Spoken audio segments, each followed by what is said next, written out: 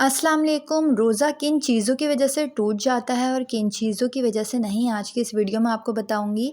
जानबूझकर खाना या पानी पीना चाहे थोड़ा सा ही क्यों ना हो तो रोज़ा टूट जाएगा, और अगर गलती से कुछ खा पी लिया हो तो रोज़ा नहीं टूटता, लेकिन याद आने पर फ़ौरन रुक जाना चाहिए। अगर किसी ने जानबूझकर कह की तो रोज़ा टूट जाएगा, लेकिन गैर इरादी तौर पर उल्टी आए तो रोज़ा बरकरार रहता है।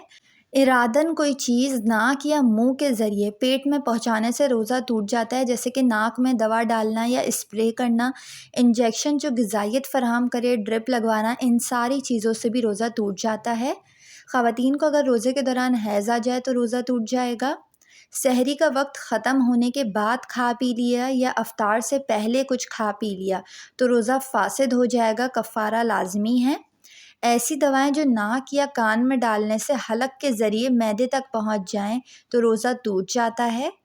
आँखों में दवा डालने या कान में ऐसी दवा डालने से जो हलक में ना जाए तो रोज़ा नहीं टूटेगा, लेकिन फिर भी रोज़े के दौरान इन अवामिल से एहतियात करनी चाहिए। दांत निकलवाने या खून निकलने से रोज़ा नहीं टूटता, लेकिन अगर खून निगल लिया या हलक तक चला गया तो रोज़ा टूट जाएगा। इंसुलिन या ऐसी दवाई का इंजेक्शन जो ताकत पहुंचने या जैसे दर्द कम करने वाला इंजेक्शन लगवाते हैं लोग, ऐसी चीज़ें लगवाने से रोज़ा नहीं टूटता, अलबत्ता ग़िज़ाइयत वाले इंजेक्शन से रोज़ा लाजमी टूटता है। जानबूझकर हुक्का, सिगरेट या वेप करने से रोज़ा टूट जाता है। अगरबत्ती, सिगरेट का धुआं कसदन जानबूझकर सूंघने से रोज़ा मकरूह होता है, टूटता नहीं है। इन्हेलर का इस्तेमाल करने से रोज़ा टूट जाता है।